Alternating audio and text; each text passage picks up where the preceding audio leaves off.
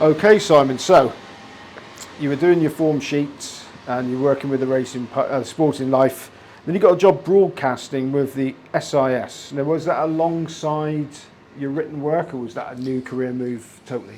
Well, that began in 1988, and the Sporting Life finished towards the end of the 90s, didn't it? So for 10 years, I was doing the same thing, and then it was 1994 that Channel 4 came on. I started working with them, so I was really busy during the mid-90s. It was a very busy period, exciting period, and after the Sporting Life closed, I had obviously Channel 4 Racing, and at the Sporting Life website came along at the turn of the millennium, and I did tipping for them for 20 years up until the end of last year, and now they put me on writing a few features, which I'm quite enjoying actually. Okay, so you still a form book beaver? Yes. Well, I always studied the form before commentating at a race meeting because I think it helps you learn the colours, and also we have to do a bit of streaming on air, which the Racecourse won't hear on a different feed. So you need to know a little bit about what's going to happen. It does help. Today's meeting at Bath, there's 8 races and 100 odd runners. So I've had a look at the form, and it will help me in the actual races when I come to describing it. And how's your memory these days? You just turned 60. Well, I mean, there are 1 or 2 senior moments. I don't seem to have a problem learning the names of horses, but I do have a problem remembering the names of people. Sometimes it's so embarrassing. But a lot of people would say that. But no, generally okay. I take a few supplements to try and keep things together, As I say, I'm 60 now, and I can't really know how long I'm going to carry on for. I guess I'm kind of on the 15th green, probably 3-putted, and walking towards the 16th tee. And if I hit too many balls into the trees, then I'll have to walk in. So that's the way I'm going to have to play it. Just play it every year, see how we go. Your punting career has been 50 years. So is it still flourishing? No, it isn't. I've got one betting account. I'm not much of a punter these. I really got it out of my system in all those days of underage illegal gambling. I've had my moments. I had a nice win on, ages ago now. Celtic shot at 33-1 in the Champion Hurdle. I nearly had a big win on a horse called Sunny Hill Boy, who was chinned by Neptune Collonges in the Grand National. And I had a good bet on Corette Rambler, who won the Grand National. Big races, but if I'm commentating, I don't bet because it's very distracting. However professional you try and be, and there are, I won't name any names, but past and present, there are 1 or 2 commentators who always knew what they'd backed. Well, you've ruined my next question. Oh, sorry. But I'm going to ask it anyway because I like it. One of the things you hear quite a lot on the racecourse, but commentators probably don't, is somebody will say, well, the commentator must have backed that one when he's tried to conjure up a run for a horse that's evidently not going to win. But your personal betting's never influenced anything you've commentated on. No, but I think if you listen sometimes you can tell,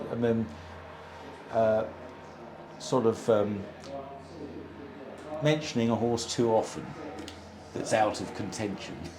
It's a way. What's worse is actually commentating a horse that you own, and I've had to do that a couple of times, and that is really distracting because you put so much into it financially and emotionally. And I remember I had a horse that ran in the Stewards Cup consolation race some years ago called Slip Sliding Away, who I adored, and it was live on Channel 4, and it was just horrible, just keeping one little eye where's he and trying to concentrate on the other 22 runners. Which brings me nicely on to your involvement in racing outside your job. You owned, you tell us what, you own horses in France, but not the UK, is that correct? No, I've had a lot of horses in the UK, shares in, bred some horses in Ireland, which we sold, and some we kept. Slip Sliding Away was one we kept, and he was an injury-prone horse, but he did have quite a lot of ability, and he loved Goodwood. He won 4 times at Goodwood, I don't know what really suited him about it. He needed to be restrained, and even at Goodwood, which is a fast track, they do slow down in the closing stage, and he was able to pounce at the end. So we had him trained by a lovely old guy called Peter Hedger, who passed away about a year or so ago, very sadly, and really enjoyed having him. But it is very expensive, and he's the last horse I've had, and I got involved in some French brood mares. I've got 2 shares in 2 at the moment, and it just makes more sense in France because of the premiums. So breeders get 20% or roughly 20% of any prize money that your horse has earned on the track, and we tend to breed to sell, and then post sale you've still got a chance of getting some sort of return, whereas there are some bonuses in Britain but nothing like that in France, and it's really a much more benevolent place to have horses. So is your motivation wouldn't be to try and make money, but if you could do, what is your motivation to earn? Yeah, I mean, I don't believe any owner should go in expecting to make money out of what should be regarded as a hobby, but obviously it's nice if you do get some sort of return, and it's very important for the industry that people get a return and reinvest, and that's why we need much better prize money. Okay, we've had to shut the window there because the disco just set up. But you say, one of the big things about horse racing in the minute is the prize money levels compared to abroad. And I suppose a good way of getting more owners into the game would be a realistic chance of at least recouping some of your money. So, is that something that you think is imperative that we sort out over here? Well, we've got to sort it out eventually. I mean, prize money is important because there's the drip down factor to the trainer, the jockey and the stable staff, and of course the owners and the breeders to go on breeding. So you need good prize money, and we've got this problem in this country where prize money is not sufficient really to keep them in this country. So the owners are getting, for your 90, 100 flat horses, owners in this country are getting fantastic offers from the Middle East, Australia, Hong Kong, and they just can't turn the money down. It'll support them reinvesting again here. But what should happen is that there should be enough prize money here to hold on to those horses, to make them resistant to those offers, and to still be able to reinvest. Now, it's been a massive problem because, of course, the difference between Britain and Hong Kong, Australia and France is that they have big pool betting systems. And in Australia, I think is the perfect model. They have the tab, which is off-course tab, pool betting, and on-course bookmakers. That strikes me as being the absolutely perfect balance. And the cut back to racing from the pool betting is considerable. The prize money massive. It's huge in Hong Kong as well. We know all about the liquidity of the pools in Hong Kong. And we don't have that in this country because we have bookmakers both on course and off course. And I just feel that going forward, we've got to do something to have more pool betting. Don't know how that's going to work. And the other source of income to the industry is media rights. There's been a couple of things recently. There was a good article written by David Thorpe, former chairman of ARC, and Simon Bazalgette, who I think was, he'll have to forgive me, either chairman or CEO of Racing TV, and the tote is coming up for tender, I think, in 2025, and their advice would be that racecourses should definitely get together and try and buy it. We need that kind. And I often wonder, really, with regard to the bookmakers, the midweek, you can bet on the pool, but whether their midweek experiences are particularly exciting in terms of betting turnover, and whether, if for a commission they just offered pool betting only on those midweek meetings, which aren't very interesting to most punters, whether that be a better thing. There's something about the bookmaking industry at the moment which is just not working. I know there's big problems with all these affordability checks coming in, but the fact that punters are getting their accounts closed all the time, that the algorithms are knocking them back to tiny little stakes, it's all designed to scare punters away, really. And I think a different approach is needed. It's not a good place to be. So the British racing industry just got a lot of sort of problems. With regard to the media rights, there was something about putting together some sort of consortium of media rights where the media rights would be sold under one umbrella, so to speak. Clearly looking to attract a big foreign investor. You know, the Saudis, for example, have really driven a hole through the golfing world, haven't they, by setting up their rival tour. It's going to happen in snooker as well, but incredible amount of money. And racing just needs some sort of big income. I mean, the levy board negotiations are ongoing as we speak. At the moment, bookmakers pay 10% on their profits from bets on horse racing in this country. The BHA want them to pay a levy on bets on races abroad, foreign races. They won't want to do that. Don't know whether that's going to work.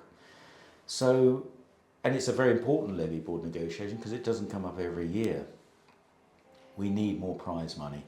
The Premier Racing initiative, I think, has had a lot of criticism, but I think it's broadly going in the right direction because it has achieved something in putting in more prize money into these top races. And if you look at other sports, I think you shouldn't really celebrate mediocrity. You should try and push the best you've got to offer. And I think putting in more prize money into those premier race days, and I think there are too many premier race days, they may need to package them up into a smaller selection. I think there is a future in it. It's been very badly marketed. I don't think anyone knows what it's about. But I think long term that is the way to go, to try and accentuate it. It's tough on those people that only have poor horses, trainers that don't have many horses, but something's got to give somewhere, and I don't think you can be subsidising people too much when there's not enough to go around. I think you really have got to push you can't live on prestige forever. You've still got to put up some money for those big races. No, it's not about my opinion, but what's your opinion on the race courses, for example, Newton Abbot, that would have their big Saturday? Is it going to make any difference at all to the Premier track if Newton Abbot, with its massive crowd that it would get, is on?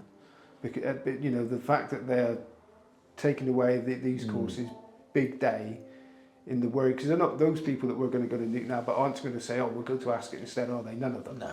So, you know, I think I agree with you about that. No, I agree with you. I mean, the idea behind it is that there's this 2 o'clock to 4 o'clock window, isn't there, where these big races will be shown with minimum interference. You see, the problem with it is that there have been these clashes. So the broadcasters, whether it be Racing TV or Sky Sports Racing, are contractually obliged to show every race live from those other meetings under which they have a contract. So it's possible that if Newton Abbot was racing on the Saturday when there was a big Premier race day, or maybe, you know, I don't know what, King George VI and Queen Elizabeth Stakes or something, and there might be a delay at Newton Abbot, and then you've got split screen coverage or whatever. We've seen it before, and it's very unsatisfactory. It's not ideal for the smaller race courses, and actually they could just go ahead and race, couldn't they? But it wouldn't go down well with regard to their contracts with the TV providers. It's rough on them, but I personally think, as I said earlier, that you should just accentuate the best, and something's got to give. I mean, you can't make the biggest meeting on a Saturday a Premier meeting when it isn't, can you? Like it's been happening a bit recently. Well, as I say, I think there are too many Premier meetings, really. And as I said, nobody knows what a Premier meeting is. I mean, they've always been on television. You know, what have we got? We've got the Derby coming up, haven't we, in a few weeks' time? Well, everyone knows that's an important. You don't have to call it Premier, do you? You know, it's the Derby. You know, anyone would know it's important.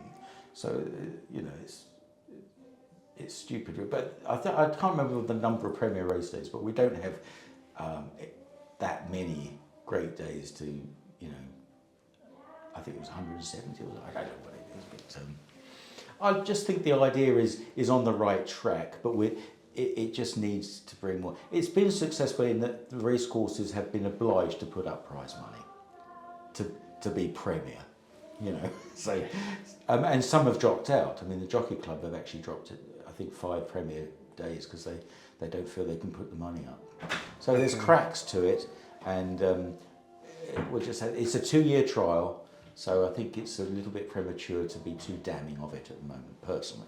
Okay, right, we're coming to the end of this. I did hear a little bird told me that you're also a hotelier in Thailand. Is this, No. My partner is Thai. We've been together 27 years, and the family have a little hotel in the extreme north of Thailand. It has a swimming pool, a restaurant, some nice rooms, and most undeservingly they treat me like a king. So we go there for our winter holidays, which is a fantastic break, and it's a marvellous country. I've grown to love it. Once you're out of the cities, it's a great country to drive around, and there's so much to see. So we go there. The flight is very tiring. It's sort of 12 hours there, 13 hours against the wind coming back. But and we went for 3 months last winter, which cost me a few bob actually, but it was thoroughly enjoyable. But no, I don't own the hotel. So is that Matt Chapman again? I never mentioned. Never trust what he says. So it sounds like you've already put in a trial for retirement. So do commentators ever retire, or do they just go to Thailand? I don't. Well, actually, it's very hard to go and live in Thailand because the visa rules are so strict. But I'm not sure. There are times of the year where it's very inhospitable, very hot. The big R word. It's I said I'm just taking it year by year. Really, I can't see myself being a commentator at 70, so it's going to be sometime in the next few years. We lost one commentator retired quite recently, Mark Slater. I think he's 65 mark, and one of the reasons that he mentioned was the travelling, and it has got a lot worse, hasn't it?